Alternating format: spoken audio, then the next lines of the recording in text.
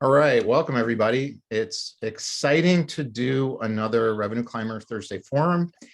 And our guest today is Simon Lovell. And before I introduce Simon, I'm going to take you through just a quick kind of overview of something that I've been really thinking a lot about the last couple of years, in particular this last year, that I call the 5 self-employment success pillars. And I think this is something that, and one of the reasons I really wanted to bring Simon on is I think this is something he's figured out as well. And I think we all have our own framework, around how to do this. So it's not like there's a right framework. It's just that you do have to have a framework, that works for you, because there's certain things that just really work, consistently. So I'm going to share my screen on this and explain. Does everybody see my screen okay there? Yep. Good. Okay. So I found this quote by Moko Naona. So he's an entrepreneur. I didn't spend too much time delving into it, but he said the employed are punished by having to do what they do not love, and the self-employed are punished by the opposite. And I don't know exactly what that means. I just know it's right. It really struck me. So the employed are punished by having to do what they do not love, and the self-employed are punished by the opposite. I think that what I've noticed is just over 20 years of doing this and really studying it over the last year and a half, meaning self-employment, is that what works for employed people will not work when you work for yourself. And I'm wondering often, and maybe you do as well, and this was the question I asked myself like a year and a half ago, is why do some people who work for themselves figure it out and some never do? And by what I mean figure it out is, and we're going to hear this from Simon when we're talking, figure it out doesn't mean succeeding in the market financially. That's just a part of it. It's one of the pillars of success. But creating the life that you want, doing what you want, and having financial freedom to live the way that you want is really what self-employment is all about. Whereas for me, I've been successful. This is my 4th company, and I've been financially successful with a lot of these companies. Sometimes I've enjoyed what I've done. Sometimes I've hated what I've done. But the theme overall is, in Revenue Climber, I'm really pulling all those pillars together in a way where I'm really getting what I want out of working for myself. And that's kind of what I've been studying all this time. And I think the reason some people figure it out and some people don't is that what it takes to successfully work for yourself really requires a different way of operating than if you work in a company. And, this is not something people just learn, so you go out and you say, okay, I'm going to work for myself, and you do it. And there's a lot of suffering in that. And I think that's the big warning, is if you don't find a framework and a model that works for you, you're going to create a really unhappy situation. And that's what I did with my other company, Op Generation, where at the end of the day, it was financially successful. It got stable at some point, but I was unhappy doing it. I wasn't unhappy doing the work. So the good news is that you can really build the life you want working for yourself if you figure out a way to operate differently. And there's 5 pillars to this. I'm not going to go into too much detail. I just want to take you through the 5 pillars without explaining in depth. And then I'd like to take maybe 5 minutes or so. Anybody who has a take on this or questions about it can raise their hand and come up and can talk about it. So the first one is big vision. And the quote that I found that I think explains this really well is from Steve Jobs. So if you're working on something exciting that you really care about, you don't have to be pushed. The vision pulls you. This has always been easy for me. I've never not had that when I've worked for myself, but it's only one of the 5. So it's not enough. Number 2 is a motivating force. And this was Mark Twain. So the 2 most important days in your life are the day you were born and the day you find out why. And my motivating force didn't really come until September 20th of 2020.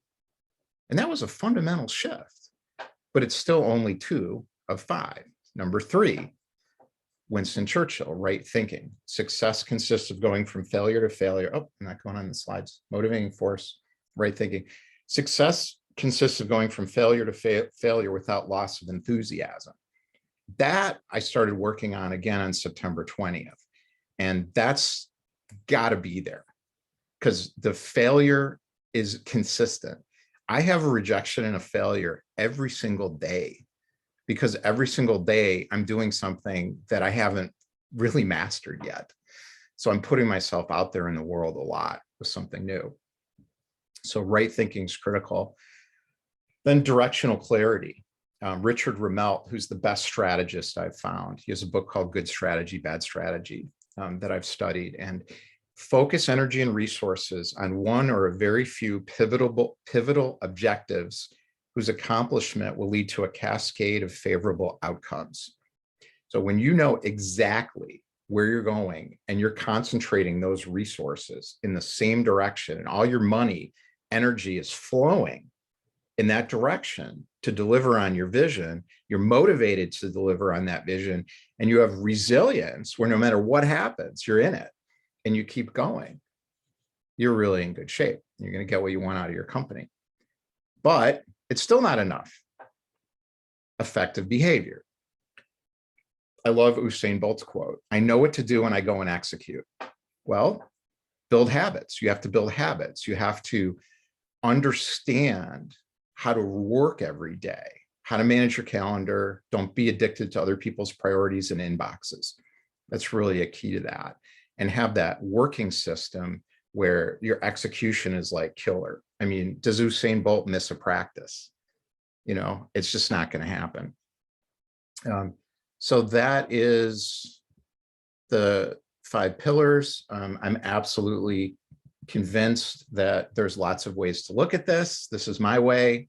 So big vision, you know, have that place you're trying to go, motivating force, powering your activity towards that, right thinking, the resilience to work through all the challenges, directional clarity, know exactly where you're going, and focus, and effective behavior of be able to do the work every day.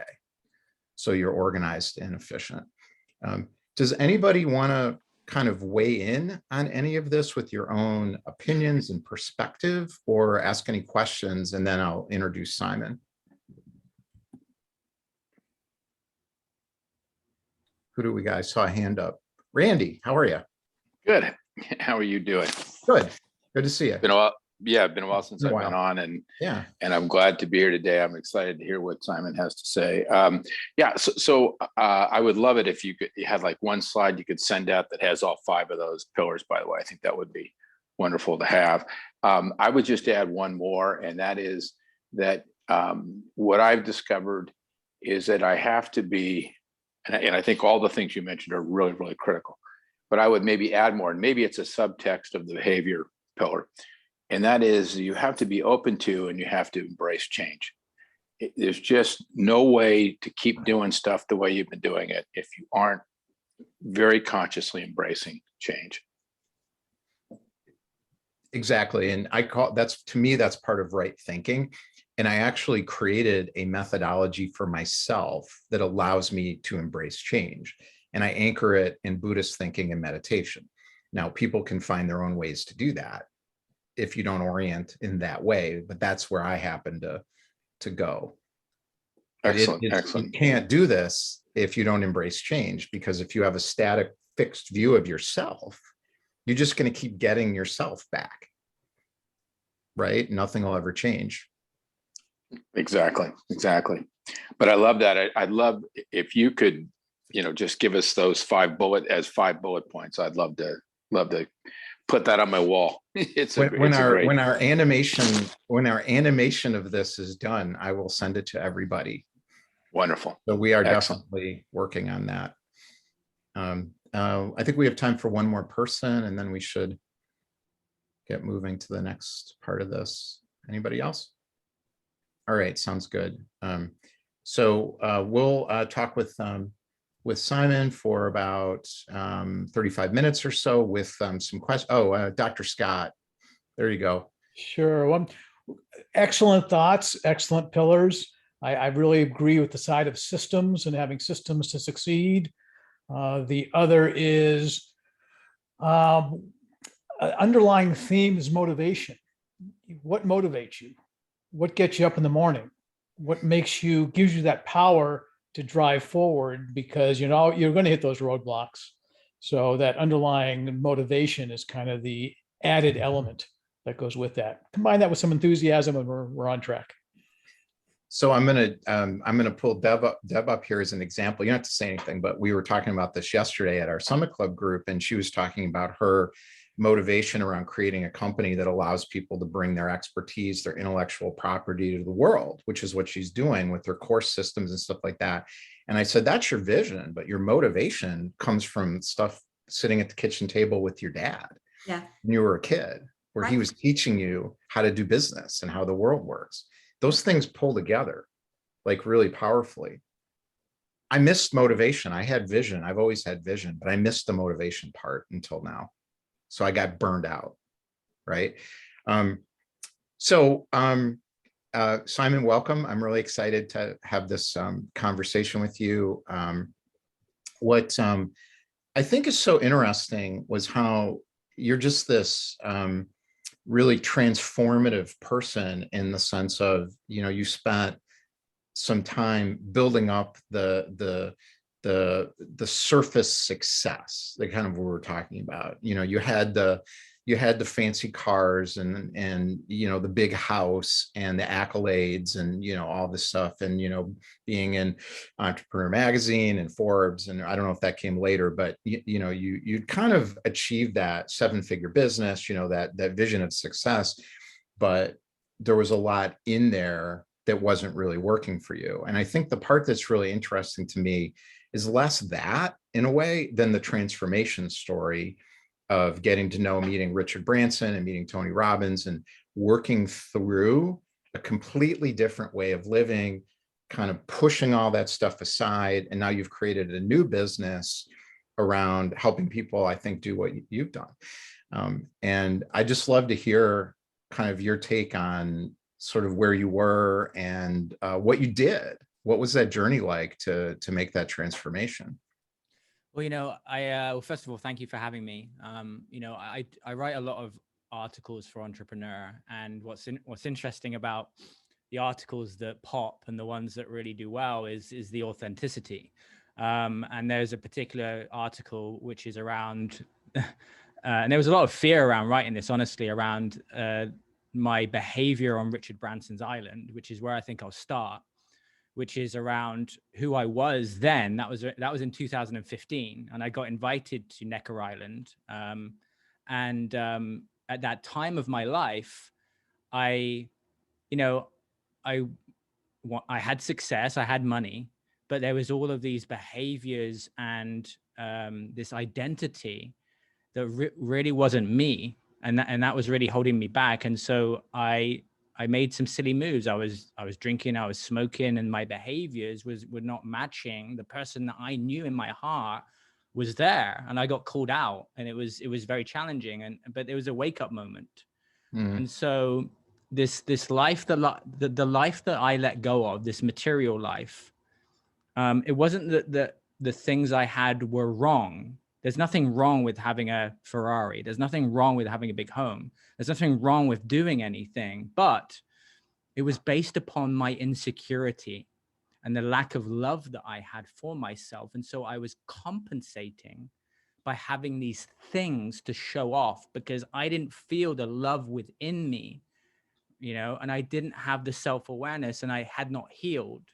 And I think a big challenge for a lot of entrepreneurs is that they don't want to admit, or they're not aware that they have healing to do, i.e. traumas, events, you know, things from the past. You know, I work with a lot of very successful people, and it's all of the things behind the scenes that we don't want to talk about, that we want to take to our grave. The DUI, the abuse when we were young, the bullying that happened when we were young, the things that energetically we shove down, which as a byproduct manifest in depression, anxiety, burnout, you know, any number of things that destroy our own life force and also destroy the relationships around us, whether it's conscious or unconscious. And that's what was happening to me. I was pushing people away, particularly men, because I was bullied by men. I was unable to connect with others and have emotional intelligence and attune with other people because I was disconnected from myself, but I didn't understand this. And so what happened at Necker, it was a big wake-up call, but it got me to come home. And in the entrepreneurial space, there is a erratic, impatient, compulsive energy. We have emotional intelligence, which is how our emotions play into our behavior and create those habits. And then we have energetic intelligence, which is understanding the energy within us and how that leads into us acting a certain way. And so when it comes to things like focus, which we want as entrepreneurs, we want to be focused on purpose and all of this. A lot of this can be not taken away, but it can be very hard to do when there's so much happening beneath the scenes that we've not actually dealt with. And so part of my healing journey was going deeper and deeper and deeper, which is a big reason why I'm an advocate for not just meditation, but a different type of meditation, going deeper and deeper and deeper and being consistent with that to actually clear out. You know, I love what Ed Sheeran, if people love Ed Sheeran, he said, in order to get my shit songs out, in order to get my hits out, I needed to get the shit songs out. And I think that's such a good part of the entrepreneurial journey. We've got to clear ourselves out from the things that have happened in the past in order to rise. A balloon cannot rise if there are weights holding us down. So really, I had to chop off that emotional weight that was trapped actually in my nervous system because I didn't feel safe, right? Often, when I have a client, whether it's a CEO, whether it's an Olympian, whoever it is, and they come to me and they're freaking out, my question is, how old are you right now? And they're like, what? And they're like, 40. I'm like, no, the trigger age. And we figure out that it's the 7-year-old showing up. And that is the work that I then do, is going into that to deal with energetically what's happening with the 7-year-old so that we can align. Because when we are aligned, that's when flow happens. That's when ease happens. And a lot of people are working against a force energetically, which is pulling them down from all of the things that are unresolved. Conversations that need to happen with family, conversations that we need to have with ourselves to resolve the things that have happened in the past. And then what happens as a byproduct of that is we start to become more intrinsically confident, not just showing things on social media because we look good, extrinsic material, but because we have connection with our heart, the 18-inch drop and the connection and it's called coherence between the mind and the heart. And when we have that, we become very, very powerful. It's actually a life force that a lot of people have not fully experienced. And that's what I love to activate, because I didn't have it active within myself. And so I was using all of these things outside of me to get validation for what I had not really dealt with within myself yet.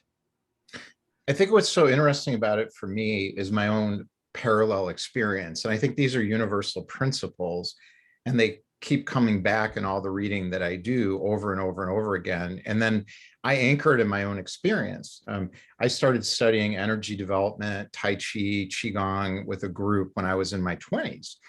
But at that time, I had so much crap in the way buried down there, even though I could feel the energy and I knew how to sort of cultivate it. We did some martial arts kind of applications and health applications and stuff.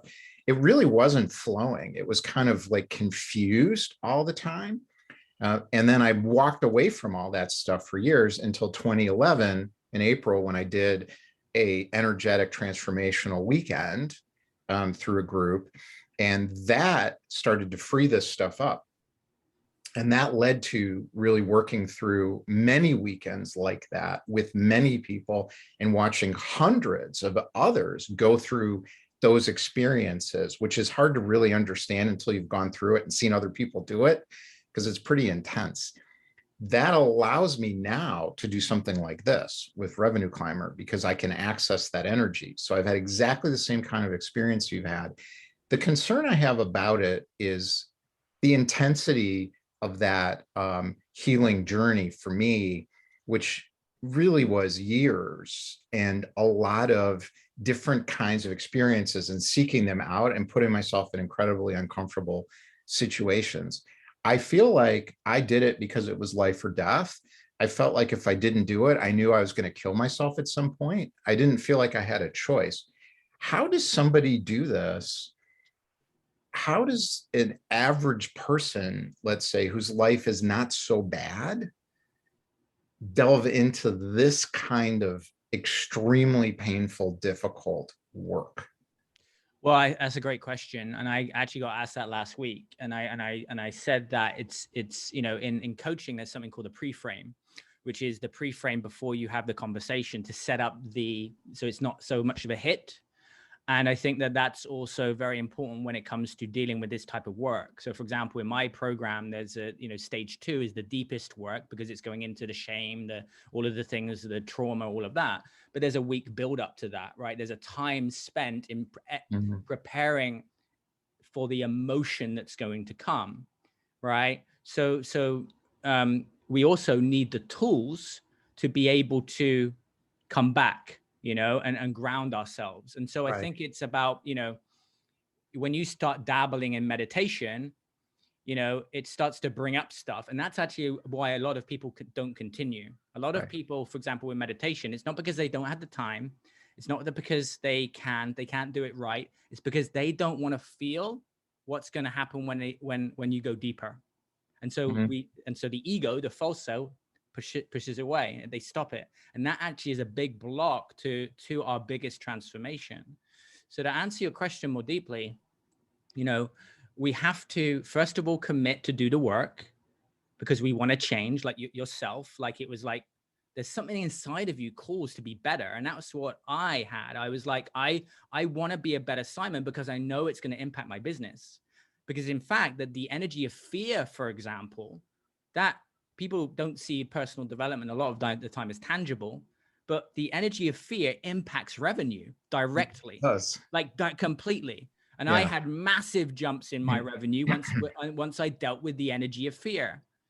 So first of all, it's a willingness to do the work, finding a person that you feel safe with that can take you there, and guide you through those difficult points, and so you can start to understand that you're strong enough to deal with those emotions. And it's a feeling, and it's because we're not used to that. We're not used to that feeling.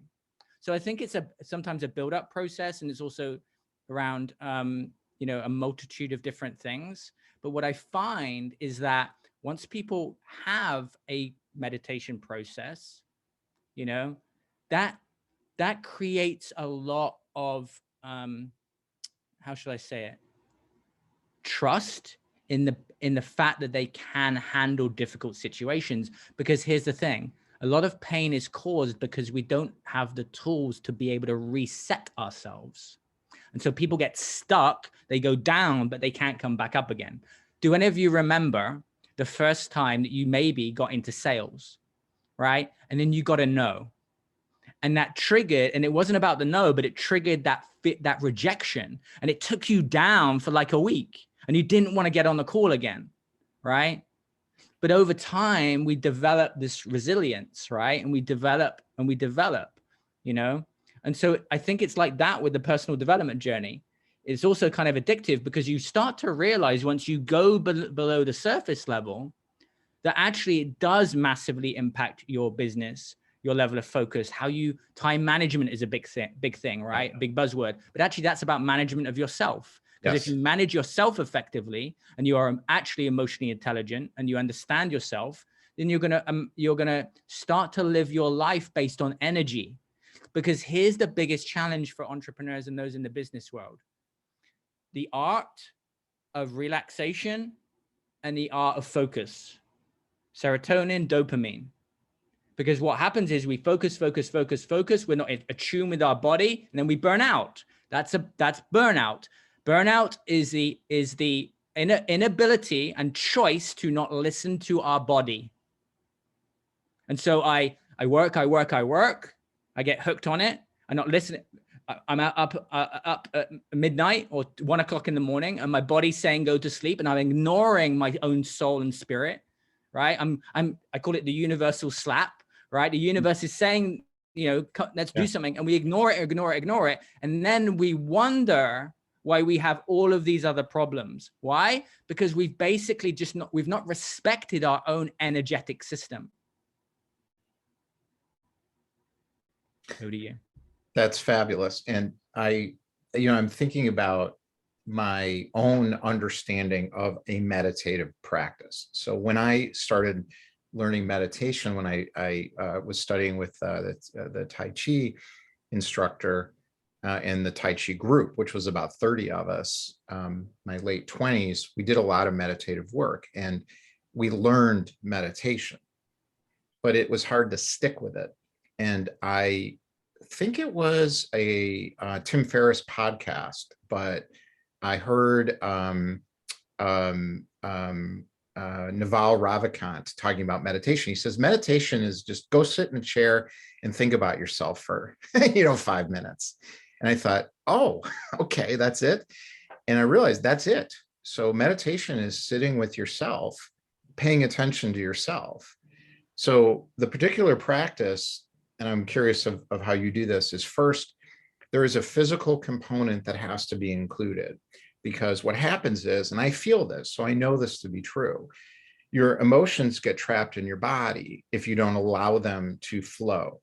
So if you hold on to things as they happen and you don't let them flow through you, in other words, thoughts lead to feelings. The feelings, if you are ignoring them and don't let them come, get trapped in your body somewhere. The first part of my practice with Tai Chi in the morning is to allow those feelings that could be, many years old, release. Or if it's just recent stuff, sort of pull it up and get that flow started. I believe you can do that by taking a walk, taking your dog for a walk. We'll do the same thing. It's not that hard. Just go for a walk in the morning. The second thing that I do is I get my mind in a certain place where the power that's freed up when I've gotten out of my own way is accessible. And I do that through reading certain types of things. Now, whatever it is, it doesn't matter. For me, it's Zen Buddhism, meditative kind of stuff. It's Tao Te Ching. There's Marcus Aurelius, meditation. There's lots of different things you could do, but that's number 2, is get something coming in that's really good. The third part of my morning practice is to get something coming out. So I move into creative work then. So I don't check my inboxes and I don't do work. I do deep work, which is, what's my company going to be? Stuff like that. How do I learn how to sell better? Because I'm totally open and I'm accessing that energy at that point. So it's a 3-part process that can take 15 minutes, or it takes an hour. So it's on my calendar. I do it every single day. Sometimes it's 5 minutes, but you build it as a habit. I never don't go and do it. I always go sit in the chair, and even if I don't have time, I go like this and I go, okay. And then I go do this and this. I'm curious about how you see that, and how do you get people into that maybe are not used to these kinds of things and not comfortable with it. Yeah. So I just dropped an article, in my most popular article for Entrepreneur, in the chat. And this was called the Navy SEALs of Personal Growth. And, my practice has changed over the years. I've done a lot of different types I've been doing meditation for like 10 years now. I've done Vipassana, all of that. And discipline. Here's the interesting thing about the entrepreneur world. A lot of us have discipline, but the self-discipline, the self-love, the self part is so key. And so that article is about creating mental streaks, because when it comes to the neuroscience of neuroplasticity, we need to train things consistently. Right. But what happens is, the reason why we meditate, 2, 3 times a week, is that we don't have that self-discipline, but also we're not getting to that point of identity change, which comes from that repetition. And so with accountability, you know, with that repetition happening, what starts to happen is you start to condition yourself into a new energy. Right. So that you feel the comparison of what your life can feel like through consistency versus how it was operating, erratic, compulsive, impatient. Now, when you do something enough times and go deeper and deeper and deeper, you're going to start to train yourself into that energetic system, which now becomes a new normal for you. And then if anyone has experienced personal transformation, when you're like, oh my God, I'm just different. You know, I'm not the same as I was. Like I don't want to drink. And I used to be a drinker. That was a big shift for me. So just so you guys know, I was addicted. My addiction pattern was like this. Okay. My addiction pattern was alcohol, smoking, drugs, gamble, porn. Okay. That was the addiction pattern. In that cycle, in that pattern. Now, the opposite of addiction is connection. I love Gabor Mate, by the way. Okay. So because I didn't have a connection with myself. So I had to, in order to let go of those addictions, my last drink was in 2017. I'm not the same Simon as I was. I had to change my identity. There's no push and pull with alcohol with me. It's just not there. It's not in my energy system. So what you guys have to understand is that the addictions that you have, and some of you on here going to have them, right? You have to get it out of your body. Therefore, you're not going to have the battle with it. Mm-hmm. And a big part of that's not my program, for example, it's not just meditation, but that is the spine of it. That is the core of it. Because for me, after investing $250,000 in my own personal growth, it was the one thing that made the biggest change in my identity. Right? So it's important for us to be aware, and it's okay if you're not self-disciplined right now, but you have to really get to the point where you say, I can't do this on my own. I have to go into, for example, Vipassana. And the reason why I like it is it sets a standard for 10 days, right? You're doing it consistently, and then okay, you need to do it afterwards. Do we fall out of the habit or do we stick with it? But the reason why it works so well is that you immerse yourself for 10 days, 10 hours a day, and then that becomes a new standard for you. Just like when you break through a financial plateau, then there's a standard. You just don't go back. Mm-hmm. Right? You might drop again, but there's a mental difference. There's a mental shift. It's just you're not the same person. So I'm in the business of identity change, not short-term tools that we fall back into habit with. And here's why. Because I changed me that way. And I truly believe that there are shorter routes to personal transformation and there are longer ones. Mm-hmm. And for me, that article, I think, hit with a lot of people because a lot of people come to me and they've done 20 years of therapy, 30 years of therapy. And I'm able to shift identity in a 6-week period just because I understand the neuroscience side of it and the importance of creating the repetition, bam, bam, bam, bam, bam, bam, bam, bam, bam, bam, bam, every single day for between a 6 and a 12-week period. Now, if we can't do that ourselves, we have to admit that we don't have that strength right now. And maybe that needs to become a priority, right? But the entrepreneur is only going to make it the priority, if I'm being brutally honest, if they link with the thing that the bit that they want in business, right? Mm-hmm. i.e., if I'm consistent with my meditation, it's going to make me more money. If I'm consistent with my meditation, it's going to help me in this other business area, right? That's just the pure truth of it. Because most people aren't willing to really do that personal work until they reach so much pain that they have to. That's right. And I've seen the same experience with myself and with other people as well all the time. And I'm obsessed with habits right now. Atomic Habits is a good place to go. But we have to trick our minds into doing things by giving ourselves rewards as we go. So these big transformative things, in my experience, have not been enough. I've actually had to learn just my own habit patterns and trick myself. And I'll give you one quick example, and then I want to get some people up to have share your own experiences or ask questions. But one of the things that I did that's really worked is when I talk to myself through the day now, so I'll say, would a successful serial entrepreneur do this? So if I'm going to go do something stupid that's not going to help me, I say, would a successful serial entrepreneur go Nice. like Beautiful. screw off for half an hour? And it'd be like, no. And I'm done. I've been doing this now. It's becoming a habit pattern now that's a positive one. So I'm reinforcing, and then I feel better when I do that. So the feel better is the reinforcement for the behavior. So if people would like, raise your hand, and we've got probably about a little bit more than maybe 10 minutes to ask questions, or if you have your own experiences you want to share, feel free to come up on stage here. Yeah, go for it. Or actually, you know what I'm going to do? I'm just going to go to a gallery view. That might be a little bit easier. So you'll need to be on camera if you want to talk. If you just want to ask a question, we've got some meeting notes right here. Let me just look at those. Before we go into questions, can I give a very quick exercise? Yep. Everyone should write down today, soon, everything in your life that's not yet been resolved or dealt with, because all of that is energetically holding you back.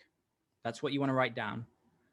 Okay, good exercise to do. Piece of paper, draw a line, all the positive events in your life on the top, all the negative events, and then of your timeline of your life. So if you're 50 now, you would put age 1 and then age 50, draw a line. Okay, the positive events top, the quote unquote negative events at the bottom. And then think about whether those things still you've shoved down and they've not been dealt with.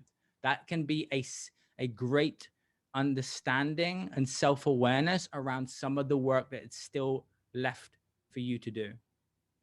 That's it. Fantastic. So I'm going to put a couple of things in the chat here. So I've got a calendar link. The YouTube recording of this meeting will be up on YouTube. And then I put Simon's LinkedIn. The reason why I have 2 is because there was a problem with LinkedIn after I was trying to let go of one because of an issue with the following. So it's not anything weird. It's just actually a LinkedIn issue that I can't delete one of them. So you can add me on either one. Simon Lovell official. That's the one I was using. Is that? Yeah, that's fine. Yeah. Okay, perfect.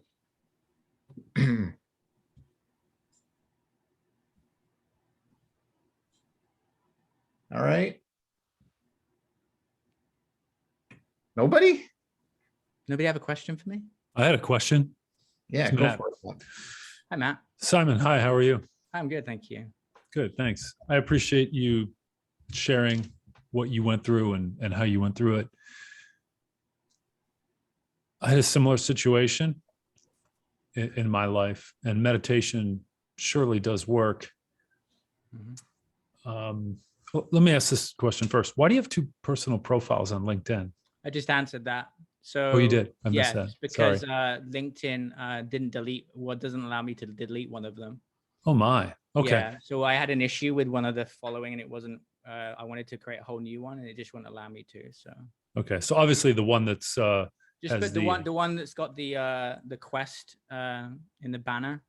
It's got the entrepreneur article in that one. Yeah. Just message me on there for sure. Yeah. Yeah. No, so I used something similar. But yeah, my consistency isn't the best. So I've been making small changes recently, such as just what I'm wearing right now, right? But I wanted to ask you, so what I did was I do the mindfulness thing, and then whatever I wanted to change, I would recite scripture out loud. To enable me to change it and then feel it, and it would change me. And I didn't feel it right away. Nothing changed. But a couple months after that, my mind literally did change. Yeah. It stopped racing. And my mind was calm and my chest wasn't tight, and I started breathing relaxed, and Yeah. started You bring feeling up really you good. bring up something really important I want to share, which is a lot of people get stuck up here in business, and Mhm. it's very hard for them to feel, and that's their biggest challenge, is feeling. And so you made a very important point, which is you have to feel. You can't do affirmations in the mirror if you don't feel it. It's pointless. It's just all up in the head, right? Right. It's just like gratitude. A lot of us like intellectualize gratitude, Mhm. but we don't feel into it. And it's the feeling that we need to do. For Mhm. example, if you've had trauma in the past and you've been abused or bullied, like I was bullied, we Mhm. create this split, right? And what it shuts off our feeling. Okay. So you doing that work and reciting the scripture and feeling it is why it shifted your mind, because you started to fill your body with feeling again. Mm. So this is a Mhm. big part of emotional intelligence. And also you know let's be honest, feeling good as an entrepreneur, right? Yeah. What happens when we feel good? We manifest, we bring to us. So I love that you've done that. Yeah. Okay. I want to Thank you. mention habits. And the reason I put that fifth pillar in has to do with what you just said, Matt, which is effective behavior. In my own experience, these things have to be done every day. So these are not big transformative moments. They are big transformative moments, but it's not enough to build a company off of. They have to be effective every single day in your behavior. And part of that is finding a way to understand your behavior patterns. And Simon mentioned that with his addiction pattern. We are all addicted. An addiction pattern includes checking my phone all the time or getting lost in social media feeds. If I write that down, just got lost in social media feed, and then you kind of map this stuff out, and then you have to break those patterns. You have to create new patterns and reward yourself constantly. And some people need accountability systems around that. But you could do all this personal development work. It's great. It doesn't mean anything if you can't build a company. I mean, there's still, at the end of the day, somebody's got to pay you money to do the thing you do, and you got to do it well. And the only way you can do that is you do it a lot. You got to be in the trenches every day doing the right stuff. It's pretty simple. So Nathan, you got a question or a comment? It's not a question. It's a comment more than anything. I mean, the timing of today is really good because I'm actually meeting with an NLP coach this evening. For me, I've done tons of therapy over the years, so not unlike yourself. And what I have found that for me, the fastest, most effective way to healing is working with NLP. And so I have a session with a guy tonight, actually. Great. And so, yeah. Yeah, I build some of that into what I do. It's very powerful. Yeah. I personally hit things from multiple angles because I've done a multitude of things myself. Me too. Whatever works for you, So Yeah. I've invested so much in myself, and so what I did was I stripped out all of the things that didn't work and just brought in a lot of the things that did. Because you learn a lot during that period. So if that's working for you, that's fantastic. But the fact that you're just doing the work, honestly, is just a great thing. And some of us need to restart the work that we've stopped, right? We tried something and we went, well, that's not going to work for me, and so we stop. You got to listen to yourself. Yeah. Is there still something there that needs to be dealt with? We all know. Yeah. I mean, in my case, there's no doubt. I mean, this has been a huge problem throughout my entire life. I come from an extremely violent family. And up until 4 years ago, it finally stopped, but the lingering of it and other problems, a lot of it's to do with narcissism, severe abuse. For me personally, death threats from my family, lawsuit threats, massive character assassination, my family going out of their way to destroy my relationships, major interference in my life. Yeah, so your body's trapped in a younger version of you, basically. Yeah, there's a lot of stuff that's trapped, and this guy that I'm talking to is about releasing all these emotions, and I know I am seriously fucked up inside, to be blunt, and I really need help because it's scrambled me inside from all the abuse, and like 11 years ago, it was too much. I collapsed. I couldn't take it anymore. And I only came out of it about 4 months ago. I forced myself out of the terror which I Right. still feel every single day, but I've forced myself to really start facing it. And that's when things started moving again, but I really need a lot of help. Well, you're not fucked up. You're just using certain resources to protect yourself because you don't feel safe in your body. Okay. So that's what's happening. So Mm. Yeah. just be careful of the language. Yes. Ah. Thank you for Okay, sharing. so, Nathan. so what language would you use instead? I'm not sure right now, but fucked up probably isn't the best one to help you. Maybe not, but it's just how it feels in the moment. No, anyway. I understand how it feels. Yeah, I get it. I'm Okay. totally, I've called myself worse, by the way. I'm sure. I understand. Me too. let's have Randy. Thank you, Nathan, for sharing all that. I really appreciate Welcome. the vulnerability around it, and good Thanks, luck with your Larry. Oh, meeting. you're my friend. I appreciate you too. Absolutely. So Randy, why don't we finish up with your comment or question, and then I'll divide us into breakout rooms, and then we'll come back to the main room. And anybody who wants to stay for another 30 minutes, feel free to do that. We'll just do the breakouts that way as well. So Randy, you had a question or? Yeah, well, I'll make a comment and then I have a question.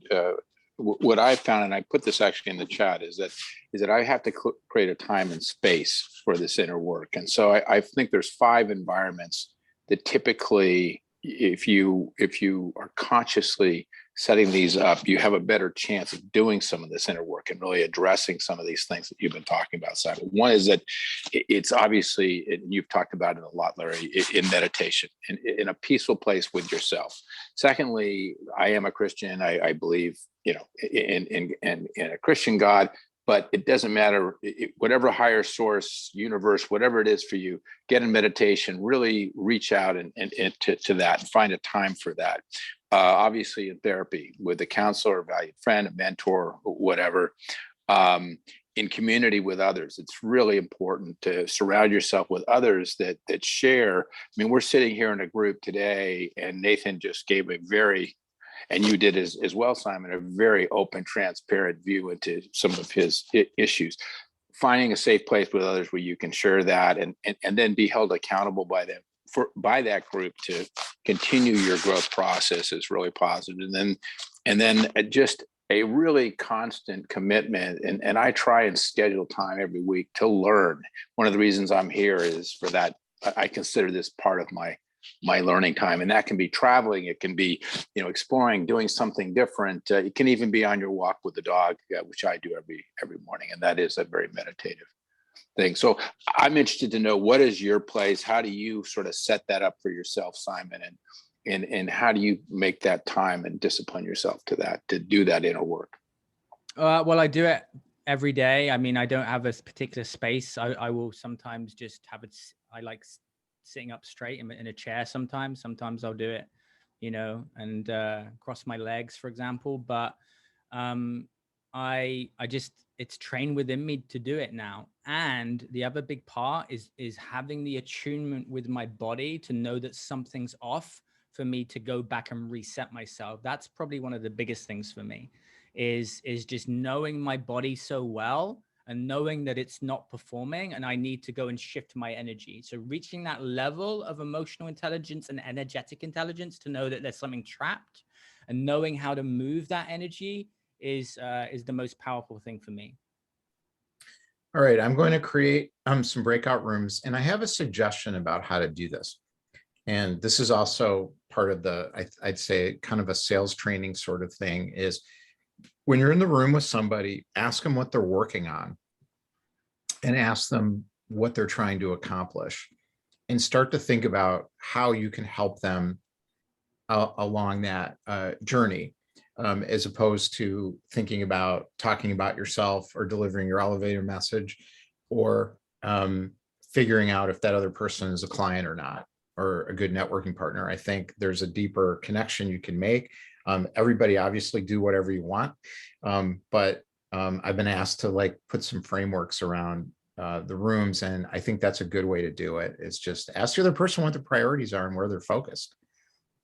And that can lead to a lot of places. Let me open up these rooms here, and I appreciate it. And thank you, Simon, again for coming. I So really I just appreciate I it. dropped some links into the chat for you guys. Okay, good. So, yeah. So there's my website there. Oh, which the will- session. Okay, perfect. The perfect. website will explain the process, and if you want to just jump on a call with me, I'll put a link to my calendar there too. So All right, thank you perfect. guys. Sounds good. All right, let's do this.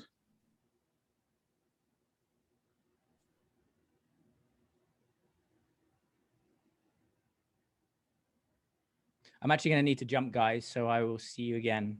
Thank you so much. Appreciate it. Take care. Bye-bye.